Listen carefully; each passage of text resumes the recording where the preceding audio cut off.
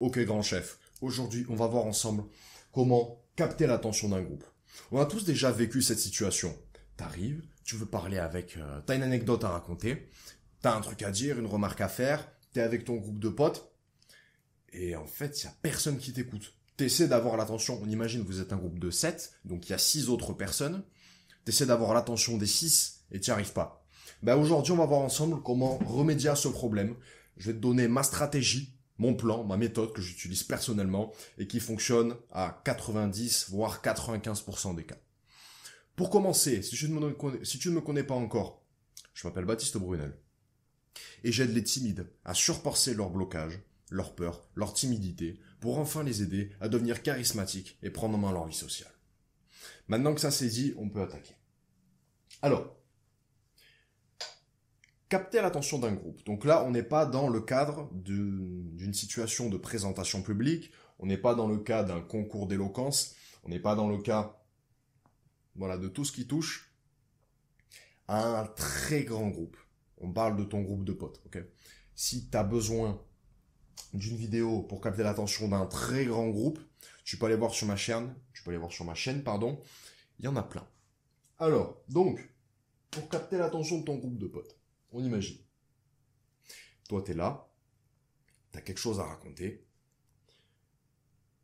tu veux parler, tu commences à raconter ton histoire, et en fait, le problème que t'as, c'est que là, du coup, il y a toi, là, il y a tout ton groupe de potes, c'est tous les petits points noirs. Là, le problème, c'est qu'ils ont tous entre eux leur conversation. Il y a eux trois qui discutent entre eux, il y a eux deux qui discutent entre eux, et il y a eux deux qui regardent ce qui se passe. Et en fait, toi, l'erreur que tu fais, c'est que tu viens. Et avant de commencer à raconter ton histoire, tu attends d'avoir l'attention de tout le groupe. Tu veux que les 1, 2, 3, 4, 5, 6, 7, tu veux que les 7 personnes t'écoutent avant de commencer à parler. Mais ça, c'est pas bon.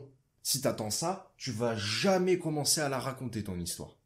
Ce que tu vas faire, c'est que tu vas profiter du fait qu'il y en a un ou deux qui regardent ce qui se passe, qui fait rien, pour commencer à leur raconter l'histoire à eux. Ok?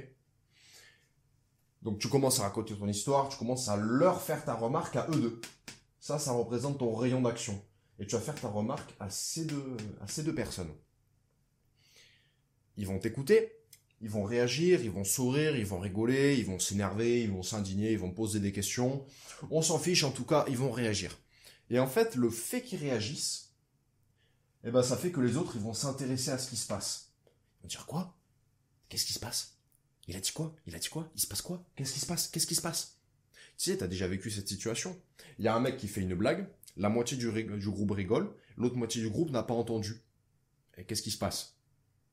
La moitié du groupe fait, il a dit quoi? Il a dit quoi? Il a dit quoi? Il a dit quoi? Il a dit quoi? Pourquoi? Parce que tout le monde est en train de rigoler et qu'ils sont en train de louper quelque chose.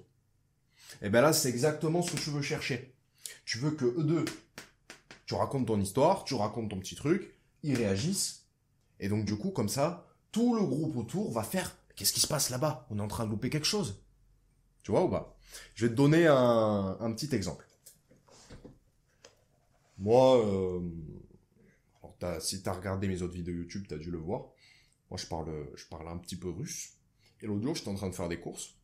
Et à Carrefour, je vois deux Ukrainiennes passer, en train de parler ukrainien. Et moi, à l'époque, je pensais que le russe et l'ukrainien, c'était la même langue. J'avais envie de parler russe avec des gens. Donc, je vais voir les deux filles, je leur parle. Je leur parle en russe, je les salue en russe, je discute avec elles en russe. Et voilà.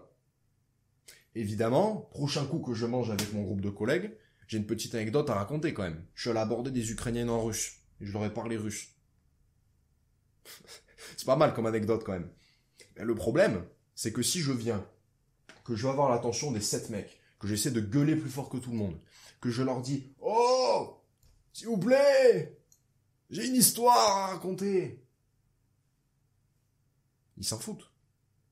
Par contre, ce qui va se passer, et ce qu'il s'est passé, parce que ici j'ai utilisé cette méthode, enfin pour cette histoire j'ai utilisé cette méthode, j'ai raconté mon histoire à lui, moi à l'époque il n'y en avait qu'un qui m'écoutait, j'ai raconté mon histoire à lui, j'ai dit ouais, oh tu sais pas ce qui m'est arrivé? Il m'a dit ouais quoi? Il dit ouais l'autre jour j'étais en train de faire des courses là, Puis là, je vois ça, je passe dans tel rayon, et là, tu sais sur quoi je tombe? 2 Ukrainiennes, super belles et tout, en train de parler russe. Enfin, en train de parler ukrainien.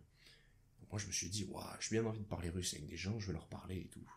Voilà, je raconte l'histoire. Lui, c'est quoi sa réaction? À ton avis? Qu'est-ce qu'il a dit? Quoi? Baptiste? T'es vraiment allé parler à des Ukrainiennes en russe? Le mec, il aborde des gens comme ça en russe sans problème. Là, tous les autres, ils entendent ça autour. Ils font quoi? Attends, quoi?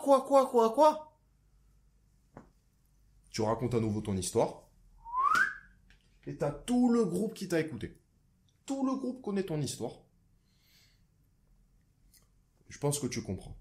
On va prendre un autre exemple. Qu'est-ce qu'il y a comme autre exemple? Non, en vrai, tous les exemples sont similaires. C'est pas pertinent de t'en prendre un autre. Je vais plutôt te donner aussi les bénéfices, les autres bénéfices de cette méthode. Donc avant, je vais te réexpliquer, je pense que tu as compris. Tu ne dois pas chercher à avoir l'attention de tout le groupe avant de raconter ton histoire. Il y en a toujours un ou deux qui sont à part, qui dorment, qui font leur vie, qui sont sur leur téléphone, qui font... Voilà. Et c'est à eux que tu vas raconter ton histoire. Parce que, comme... Alors évidemment, il faut que tu aies une histoire intéressante. Si tu veux y raconter que hier, tu étais à Carrefour et que tu as eu 10% de réduction sur le sac de 10 kilos de patates, la réaction risque d'être d'ampleur limitée, on va dire. Bon, autrement dit, tout le monde s'en fout. Donc il faut que tu aies vraiment un truc intéressant à raconter. Tu racontes, il réagit, et les autres, du coup, vont s'intéresser. C'est la logique du fait qu'il se passe quelque chose et que les autres ont peur de manquer ce qu'il se passe. Tu vois ou pas? La peur de perdre. La peur de rater quelque chose. D'ailleurs, petit point culture G, si tu ne le savais pas. C'est 10 fois plus douloureux de perdre quelque chose que c'est agréable de gagner quelque chose. C'est-à-dire que pour toi, perdre 1 euro, d'un point de vue émotionnel, d'un point de vue force émotionnelle, on va dire, c'est aussi douloureux que la joie de gagner 10 euros. Et donc là, c'est exactement ce qu'on utilise. Plutôt que d'aller les voir, de leur dire « Oh les gars, j'ai une super histoire à raconter », alors ça peut marcher. Ça peut marcher. Surtout si tu as la réputation de raconter de bonnes histoires. Mais si tu n'as pas cette réputation, ou que tu maîtrises pas tous les biais psychologiques qu'il faut appliquer en disant « Oh les gars, j'ai une super histoire, elle est géniale », bah plutôt que de leur dire que tu as une super histoire à leur apporter, le gain, t'en fais rire un ou deux, et là, d'un coup, tous les autres, ils ont l'impression qu'ils perdent quelque chose, qu'ils ratent quelque chose. Et c'est 10 fois plus douloureux ça, que de se dire, ouais, bah, j'ai pas gagné, j'ai pas écouté son histoire, j'ai pas gagné un sourire, tu vois. Voilà. Ça fait 10 fois plus mal de te dire que t'as raté une occasion de sourire, que de te dire que t'aurais pu gagner une occasion de sourire. Bon, je pense que tu comprends. Et l'avantage de cette méthode, le fait de l'utiliser régulièrement, c'est que, au bout d'un moment, alors si tu as des histoires intéressantes à raconter, je me répète, on s'en fout que tu aies acheté tes patates à 9 euros au lieu de 10, c'est que, au bout d'un moment, si aujourd'hui ça fait 3 histoires que tu racontes qui sont pertinentes, intéressantes, et bien la 4e fois, tu vas aller voir le groupe, tu vas leur dire « Oh les gars, faut que je vous raconte un truc ». Et là, immédiatement, tu vas avoir l'attention de tout le monde. Pourquoi? Parce que ça fait 3 fois que tu fais rire tout le monde, ça fait 3 fois que tu captives tout le monde. Ok? Donc, pour résumer cette vidéo, plutôt que d'essayer de faire avec la force, on va dire, d'avoir l'attention du groupe, d'essayer de parler plus fort que tout le monde, de crier plus fort que tout le monde, d'engueuler les gens même qui t'écoutent pas, sois plus stratégique que ça. T'en prends un ou deux qui sont inactifs, qui sont un peu mis à part, tu leur racontes ton histoire, et si ton histoire elle est vraiment intéressante, les autres vont suivre. Okay.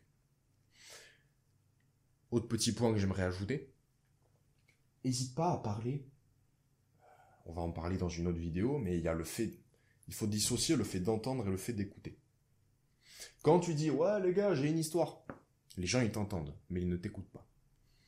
Et donc, toi, voilà, le fait d'entendre, par exemple, moi là j'entends mon frigo, mais je l'écoute pas, je m'en fous. Si on me dit, ouais, est-ce que ton frigo fait du bruit? Je vais me taire, je vais écouter, oui, mon frigo fait du bruit, tu vois, mais j'en ai rien à faire. Mais là, c'est pareil. Toi, quand tu dis, ouais, j'ai une histoire à raconter, on t'entend, mais on n'en a rien à faire. Donc, ce que tu peux faire, c'est ajouter des petits mots-clés quand tu racontes ton histoire pour petit à petit récupérer les gens. On imagine, pour mon histoire des Ukrainiennes, eux deux, je leur raconte. Je leur dis, ouais, l'autre jour, j'étais à Carrefour. Ah, je vois deux Ukrainiennes magnifiques, je leur parlais en russe. Ben là, si je parle suffisamment fort pour que tout le groupe m'entende, mais qu'il n'y a que eux deux qui m'écoutent, tout le groupe va entendre, je suis allé parler russe à des Ukrainiennes, et avant même que eux aient commencé à réagir, ils vont se retourner. Attends, quoi?